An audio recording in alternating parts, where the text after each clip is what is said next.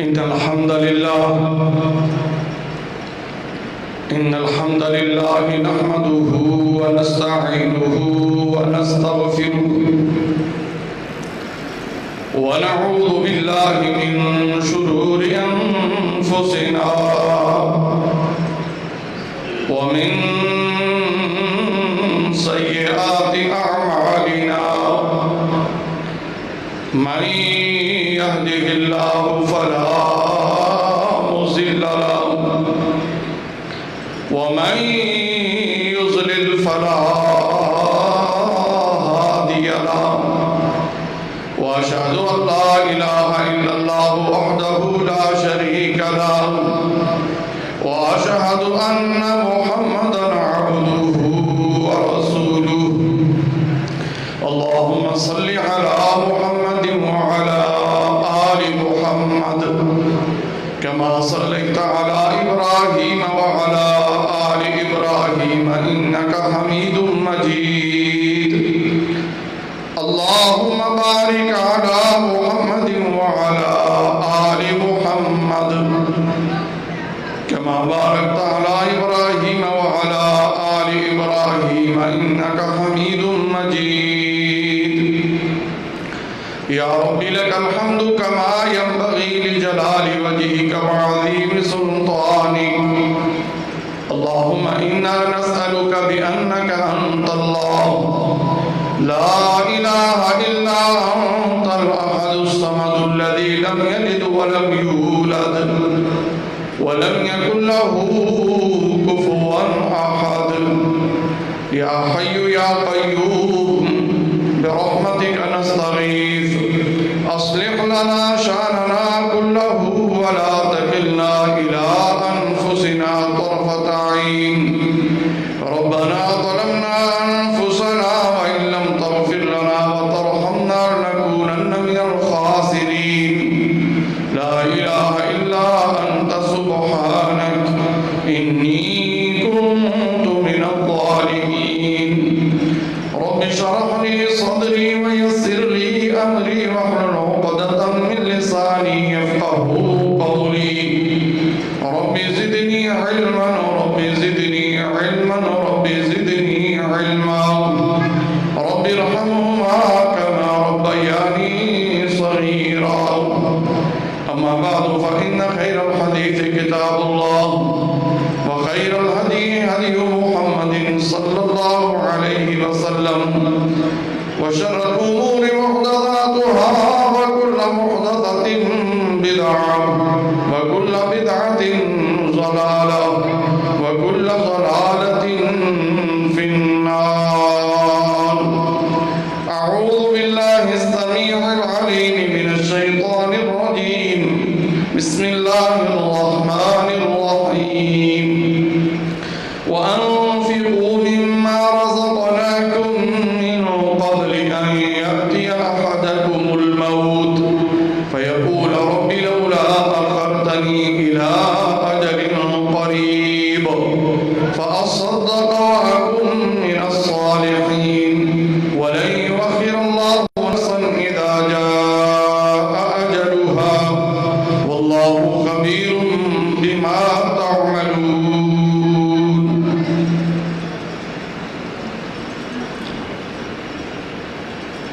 ہر قسم کے حمد و ثنا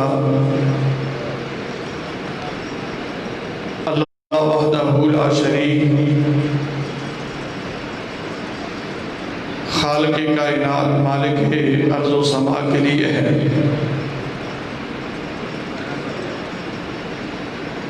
ہر قسم کی بڑائی اور کبریائی اس ذات کے لیے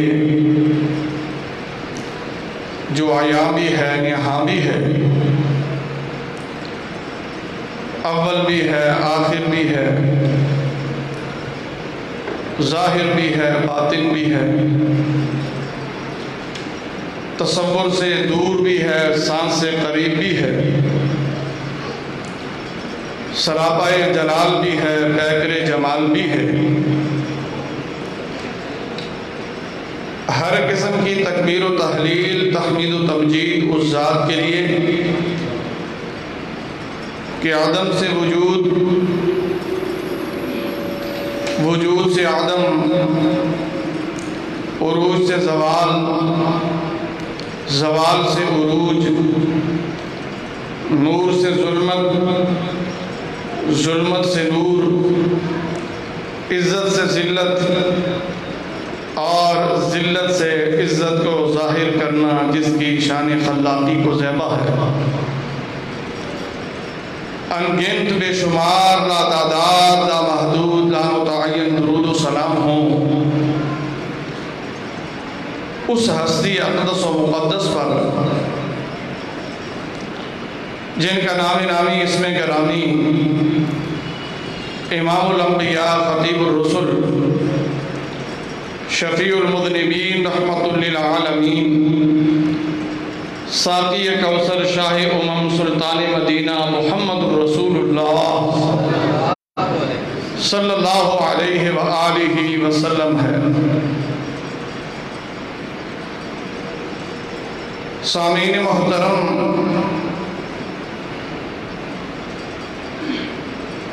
دو چیزیں جو ہر انسان کی بڑی محبوب ہیں، ہر آدمی کو بڑی ہی پیاری ہیں، ان دونوں کو اللہ رب العزت نے انسان کے لیے فتنہ اور امتحان قرار دیا ہے۔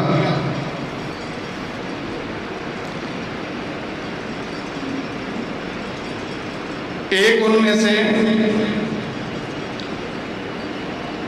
اولاد ہے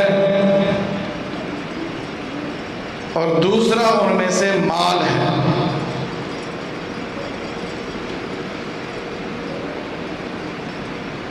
ان دونوں کو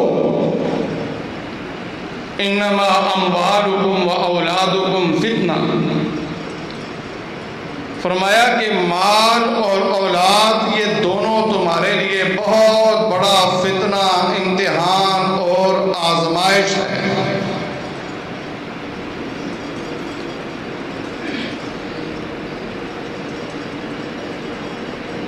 لیکن وہ مال جس کے ذریعہ سے اللہ کا قرب نصیب ہو جائے، اللہ رب العزت کا تعلق نصیب ہو جائے، پھر وہ مال فتنہ نہیں بلکہ اللہ کا فضل ہو جاتا ہے۔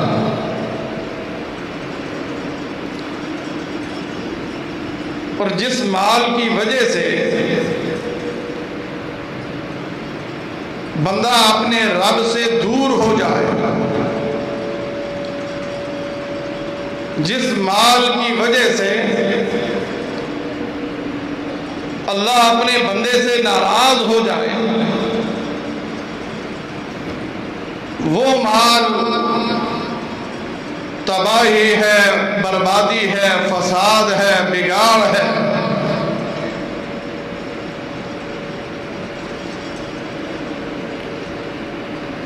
رسول اللہ صلی اللہ علیہ وآلہ وسلم تشریف فرما ہیں،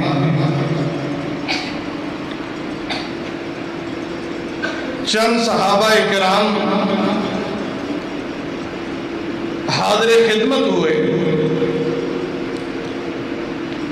اپنا ایک مسئلہ حضور کے سامنے پیش کیا کہ اللہ کے رسول، ہمارے وہ مالدار بھائی جنہیں اللہ رب العزت نے مال و دولت سے نوازا ہے، وہ ہمارے ساتھ نمازیں بھی پڑھتے ہیں، نوافل کا اہتمام بھی کرتے ہیں، ہم بھی نمازیں بھی پڑھتے ہیں، نوافل کا اہتمام بھی کرتے ہیں، ہمارے ساتھ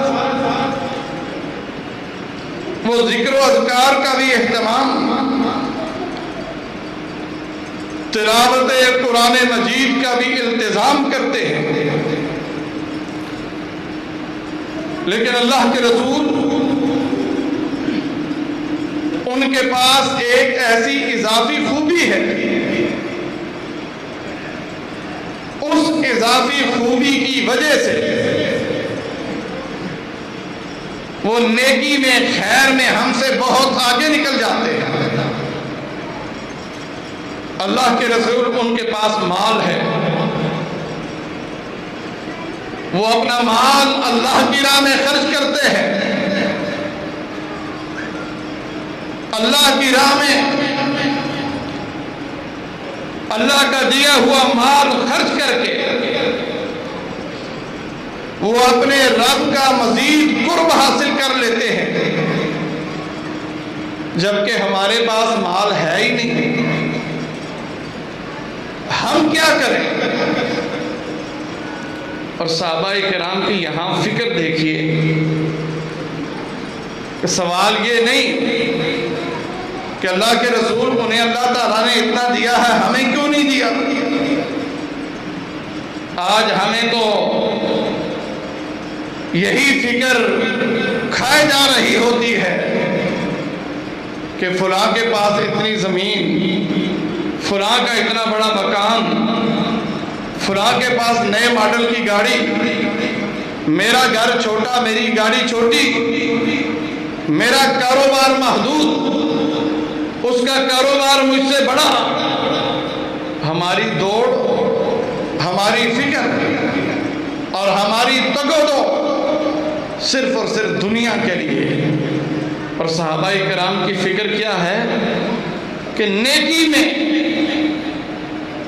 یہ ہم سے آگے نکل رہے ہیں۔ جناب رسول اللہ صلی اللہ علیہ وآلہ وسلم نے اپنے ان ساتھیوں کو ایک وظیفہ بتلایا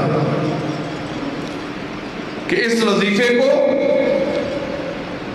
اپنی زندگی کا حصہ بنا لو، روزانہ کا اپنا معمول بنا لو، بغیر خرچ کیے تم ان کے اجر و ثواب کو پہنچ جاؤ گے۔ وہ وظیفہ کیا تھا کہ ہر نماز کے بعد 33 مرتبہ سبحان اللہ، اللہ اکبر، الحمدللہ، یہ وہ وظیفہ تھا۔ چند دن گزرے، وہی صحابہ کرام دوبارہ تشریف لائے اللہ کے رسول، وہ جو وظیفہ آپ نے ہمیں بتایا تھا، ہمارے وہ مالدار بھائی جنہیں اللہ رب العزت نے مال و دولت سے نوازا ہے، اب وہ بھی ہمارے ساتھ یہ وظیفہ کر رہے ہیں۔ نبی کائنات علیہ الصلاۃ والسلام نے فرمایا کہ ذالک فضل اللہ یؤتیہ من یشاء، وہ مال و دولت جس کے ذریعہ سے بندہ اپنے رب کا قرب حاصل کر لیتا ہے، اپنے رب کو راضی کر لیتا ہے، اپنے روٹھے ہوئے رب کو منا لیتا ہے، فرمایا یہ اللہ کا فضل ہے، اللہ جسے چاہے اسے عطا کر دیتے ہیں۔ پتہ یہ چلا کہ وہ مال جس کے ذریعے سے اللہ راضی ہو جائے، بندہ اللہ کی راہ میں خرچ کر کے اپنے روٹھے ہوئے رب کو منا لے، وہ مال اللہ کا فضل، اللہ کا کرم، اللہ کی رحمت، اور وہ مال جس کے آنے کے بعد اب صاحب کی دنیا ہی بدل جاتی ہے، تکبر اور رعونت کا مالک بن جاتا ہے، بندے کو بندہ نہیں سمجھتا، دنیا جہاں کی برائیاں اس کے گھر ڈیرے ڈال لیتی ہیں۔ پہلے بڑا اچھا تھا، اولاد بھی بڑی نیک تھی، لیکن دولت آنے کے بعد گھر میں فساد اور بگاڑ پیدا ہو جاتا ہے، گھر میں دین کی جگہ بے دینی جگہ لے لیتی ہے۔ پتہ چلا یہ مال بندے کے لیے بدنصیبی اور بدقسمتی ہے۔ اللہ تعالیٰ ایسے مال سے محفوظ رکھے، اللہ تعالیٰ ایسی دولت سے محفوظ رکھے جو بندے کو اپنے رب سے دور کر دے۔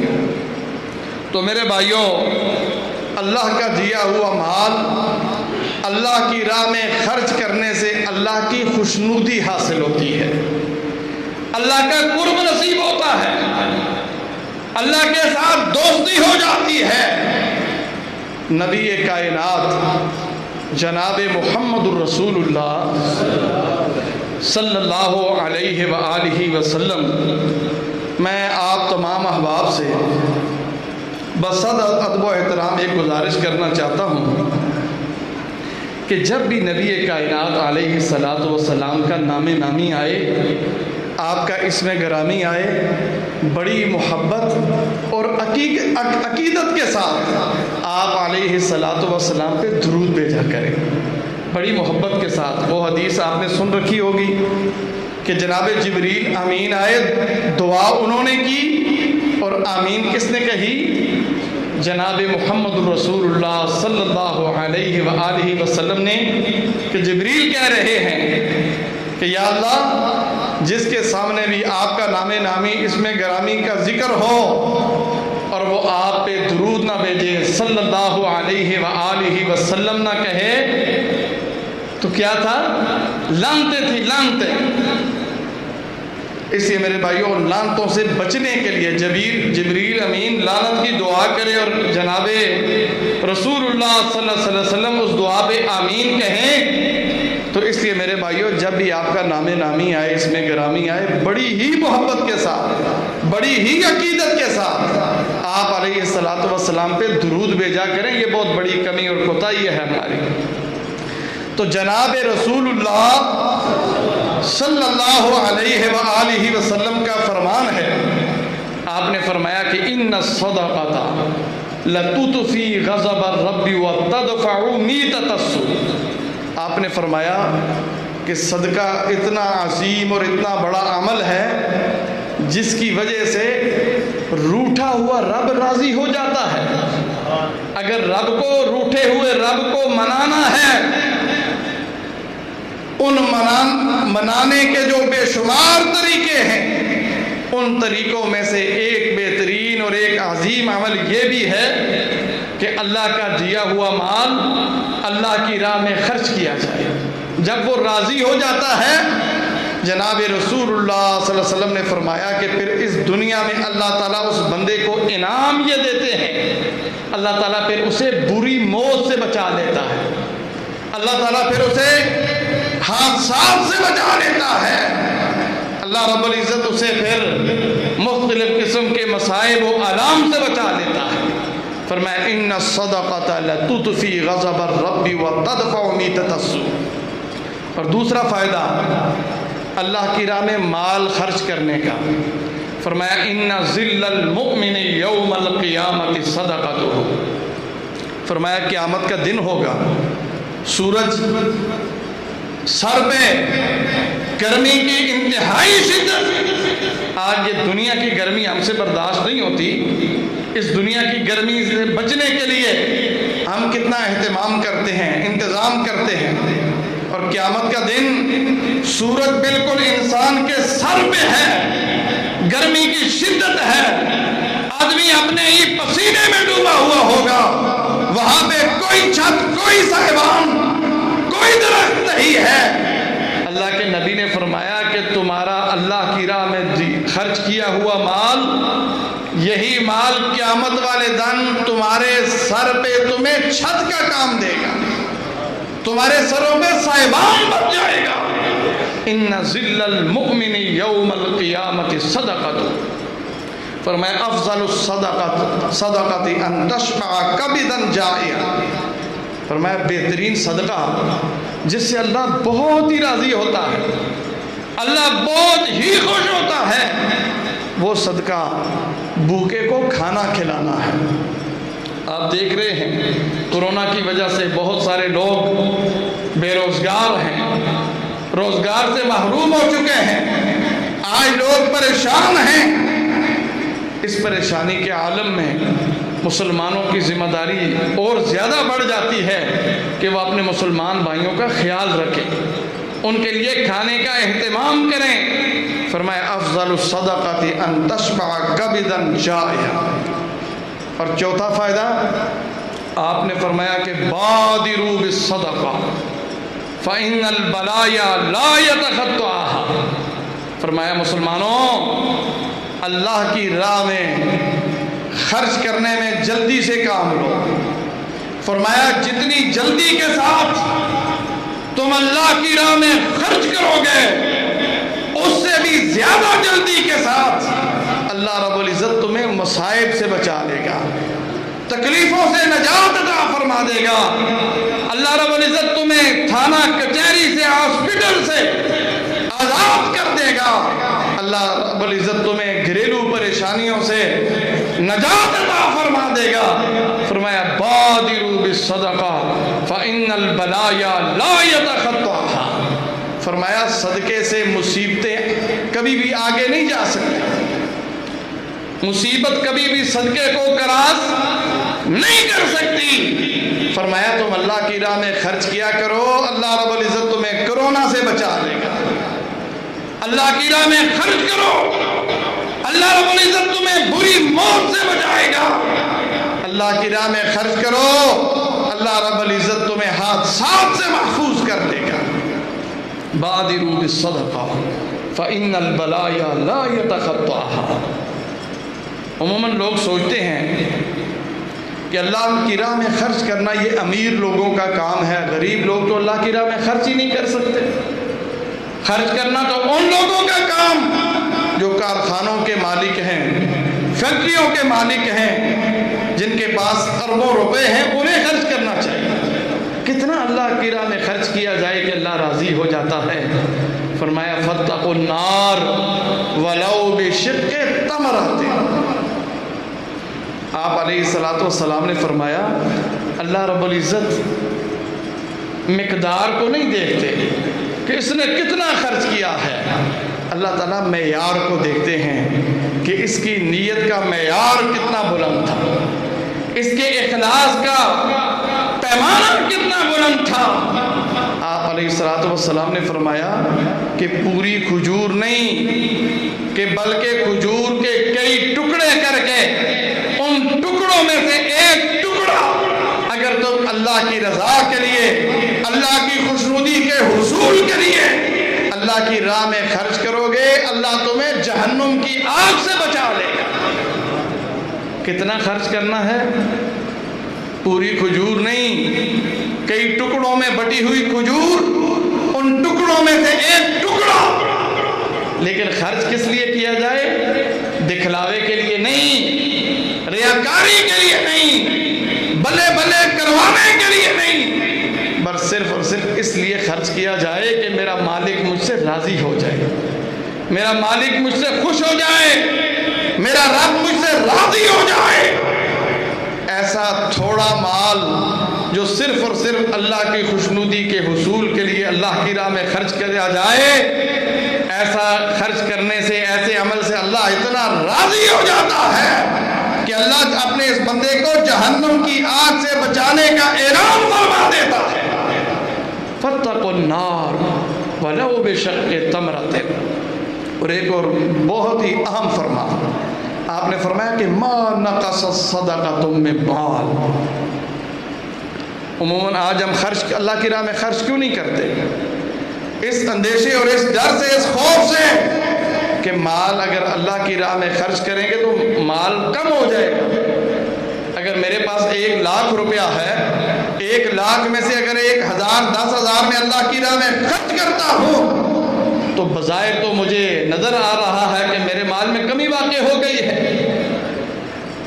جناب رسول اللہ صلی اللہ علیہ وآلہ وسلم کا فرمان ہے کہ اللہ کی راہ میں خرچ کرنے سے مال میں کمی واقع نہیں ہوتی، مال کم نہیں ہوتا۔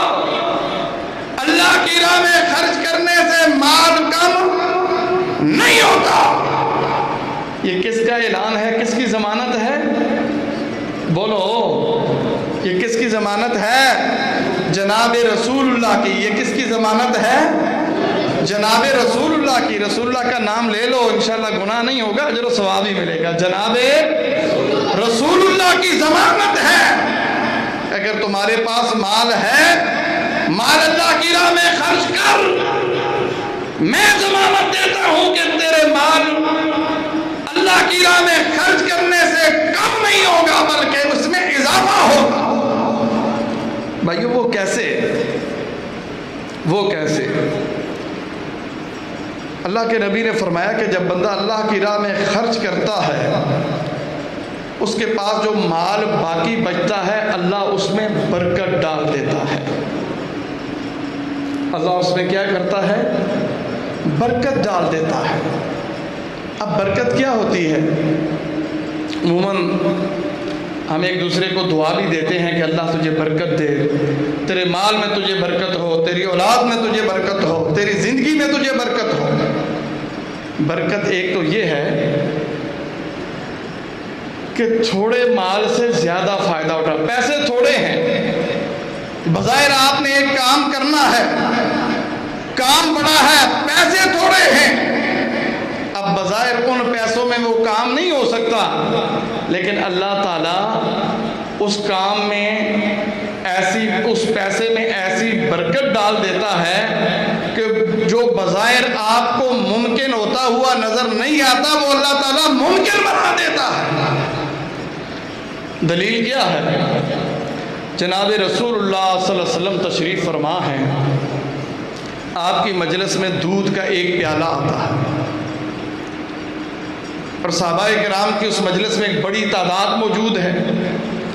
اور جناب ابو ہریرہ رضی اللہ تعالیٰ عنہ فرماتے ہیں کہ میں کئی دنوں سے بھوکا تھا، خیال تھا، گمان تھا کہ اب یہ پیالہ آیا ہے، اور جناب کو پتا ہے کہ میں کئی دنوں سے بھوکا پیاسا ہوں، میں نے کچھ کھایا پیا نہیں ہے. اب امید تھی کہ یہ دودھ کا پیالہ مجھے دیا جائے گا. دودھ کا پیالہ آیا اور مجھے حکم ہوا. ابو ہریرہ فرماتے ہیں مجھے حکم ہوا جناب کی طرف سے کہ ابو ہریرہ یہ دودھ کا پیالہ پکڑیے اور مجلس میں جتنے بھی افراد تشریف فرما ہیں سب کو دودھ پلائیے.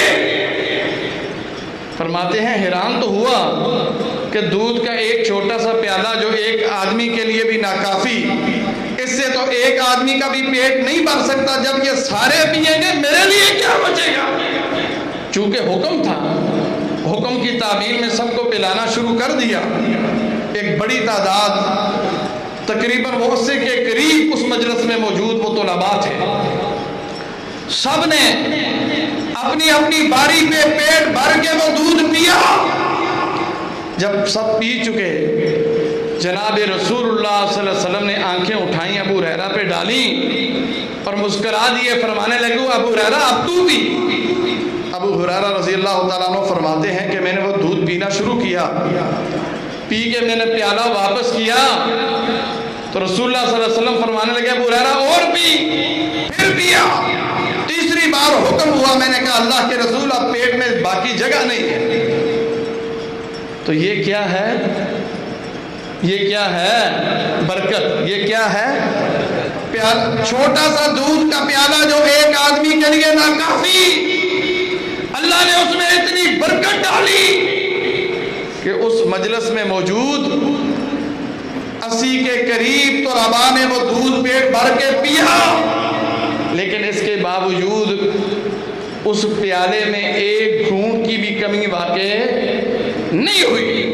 یہ ہے برکت. جناب رسول اللہ صلی اللہ علیہ وسلم نے فرمایا کہ جو اللہ کی راہ میں خرچ کر دیتا ہے اللہ اس کے مال میں برکت ڈال دیتا ہے، پھر دنیا میں اسے کسی چیز کی کمی نہیں رہتی، وہ کسی کا محتاج نہیں ہوتا، اسے کسی کا سہارا نہیں چاہیے ہوتا، پھر اس کا سہارا خود رب العالمین بن جاتا ہے، پھر اس کا مددگار خود رب العالمین ہوتا ہے. اسے پھر دنیا والوں کی ضرورت باقی نہیں رہتی، پھر ہر میدان میں اللہ رب العزت اسے اپنی تائید نصرت سے ہمکنار فرما دیتا ہے. فرمایا ما نقصت صدقۃ من مال. ایک اور بڑی اہم حدیث، بڑی خوبصورت حدیث سن کے آپ کا دل باغ باغ ہو جائے گا انشاءاللہ تعالی. آپ نے فرمایا کہ ما من یوم یصبح العباد فیہ الا ملکان ینزلان فیقول احدہما اللہم اعط منفقا خلفا ویقول الآخر اللہم اعط ممسکا تلفا. فرمایا روزانہ جب سورج طلوع ہوتا ہے ہر تاریخ ہر دن کو بلا ناغہ، بغیر حاضری اس میں نہیں ہوتی. ہر روزانہ جب سورج طلوع ہوتا ہے ہر دن سورج کے ساتھ دو فرشتے بھی آتے ہیں. ایک فرشتہ سورج کی دائیں جانب ہوتا ہے اور دوسرا فرشتہ سورج کی بائیں جانب ہوتا ہے. ایک دائیں ایک بائیں. اور جو فرشتہ سورج کی دائیں جانب ہوتا ہے وہ یہ دعا کرتا ہے ان خوش نصیبوں کے لیے جنہیں اللہ رب العزت نے اپنی راہ میں خرچ کرنے کی توفیق بخشی ہے.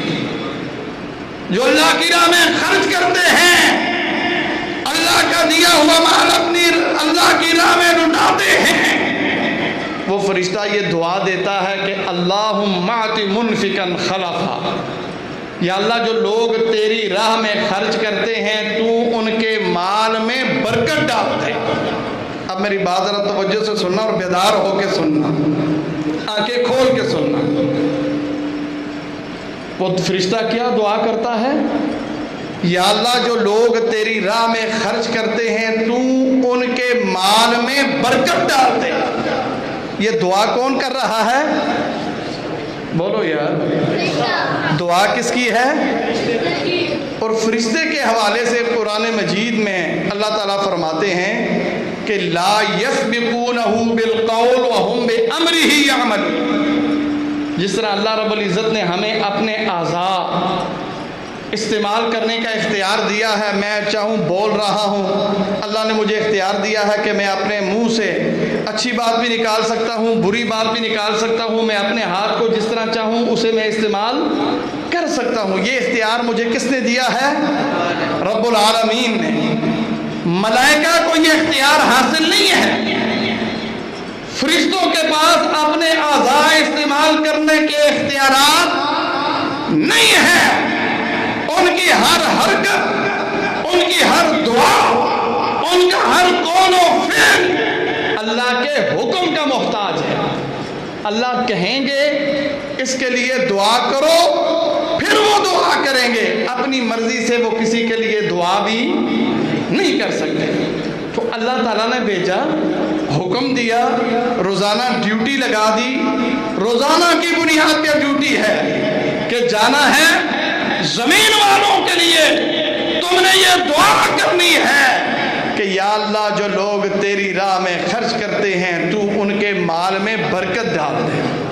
دوسرا فرشتہ جو سورج کی بائیں جانب ہوتا ہے وہ ان بد نصیبوں کے لیے بد دعا کرتا ہے جو اللہ کے دیے ہوئے مال و دولت پہ سانپ بن کے بیٹھ جاتے ہیں، کنجوس ہیں، بخیل ہیں، جیب میں ہاتھ نہیں ڈالتے اور وہ روزانہ جمع خرچ میں ہی رہتے ہیں. آج اتنے ہو گئے، کل اتنے ہو گئے، پرسوں اتنے ہو گئے. وہ اسی حساب کتاب میں رہتے ہیں اپنی اخروی دنوی بنانے کے لیے. یہاں تو اپنا گھر بنانے کے لیے، کاروبار چمکانے کے لیے ہم بہت کچھ کرتے ہیں، لیکن آنکھیں بند ہونے کے بعد، قبر میں جانے کے بعد جس زندگی کا آغاز ہوگا اور جو نہ ختم ہونے والی، جس کی کوئی انتہا نہیں ہے، جس کا کوئی اخیر نہیں ہے، وہاں پہ ہم اپنے لیے گھر نہیں بناتے.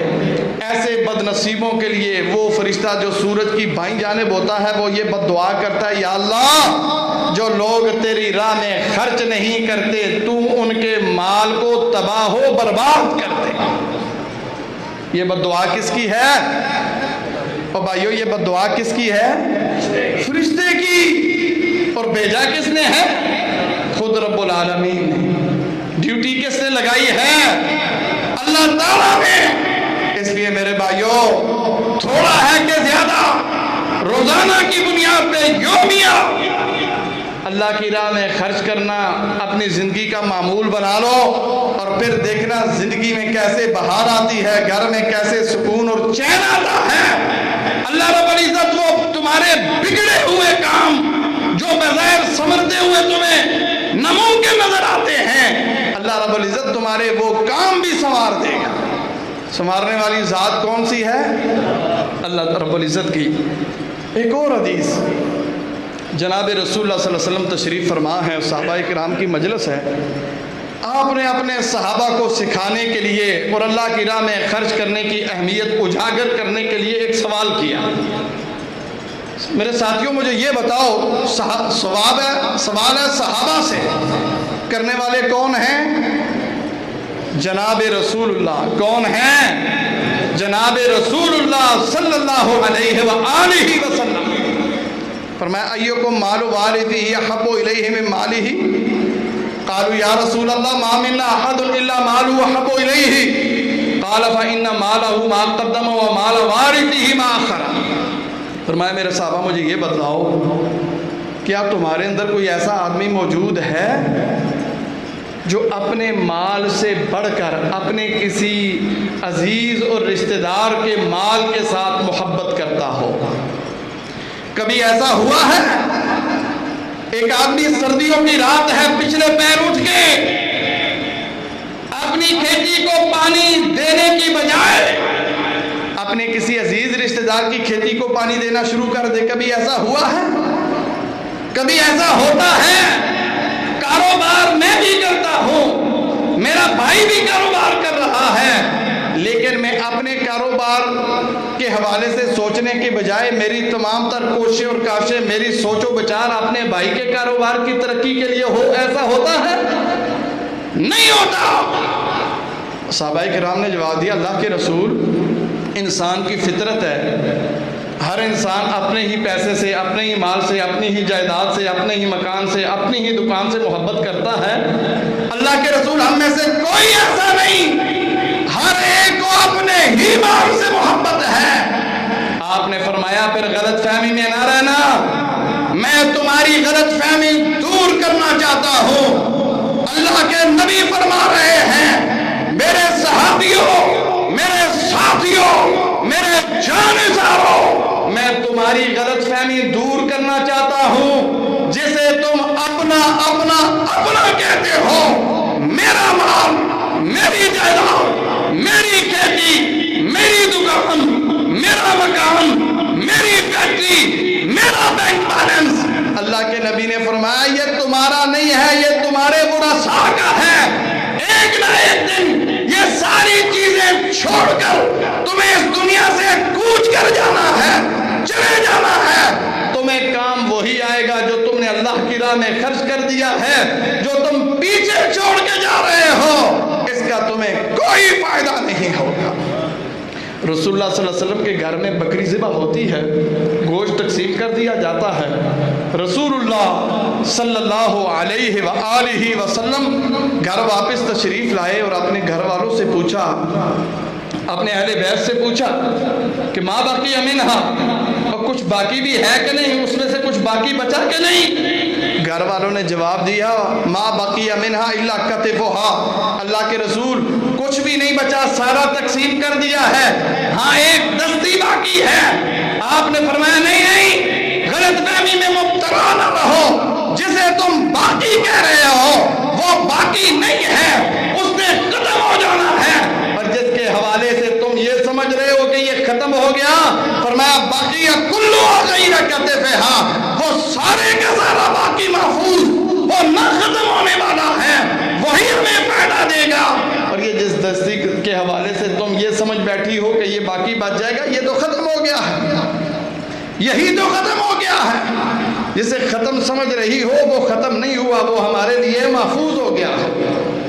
اور میرے بھائیوں، اللہ کی راہ میں خرچ کرنے کا جذبہ صحابہ کرام کا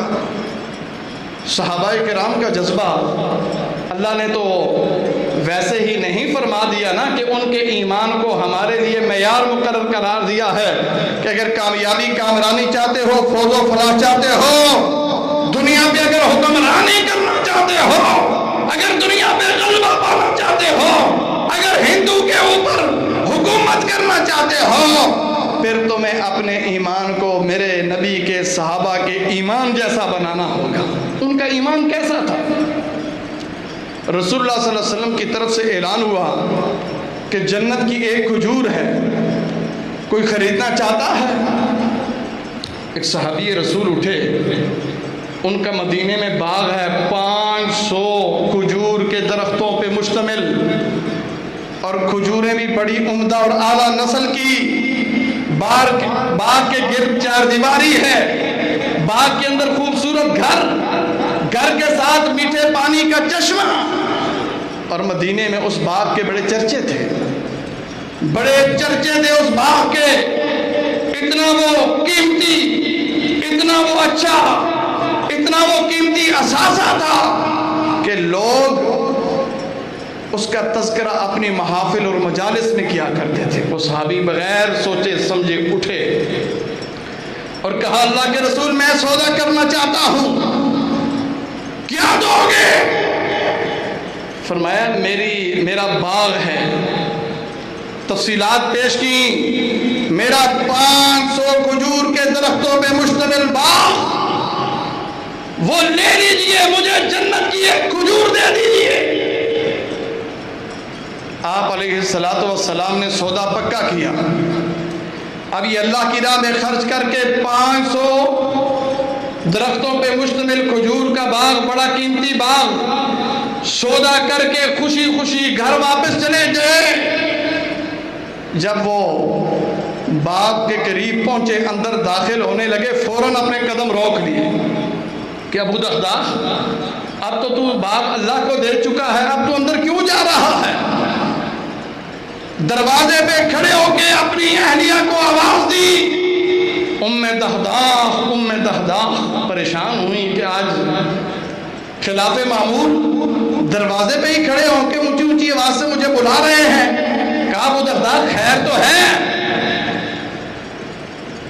خاوند شوہر کی طرف سے حکم ملا، اپنے بچوں کو لے کے فوراً باہر آ جا، میں نے یہ باغ بیچ دیا ہے۔ ابو دحداح، تم نے یہ باغ بیچ دیا ہے؟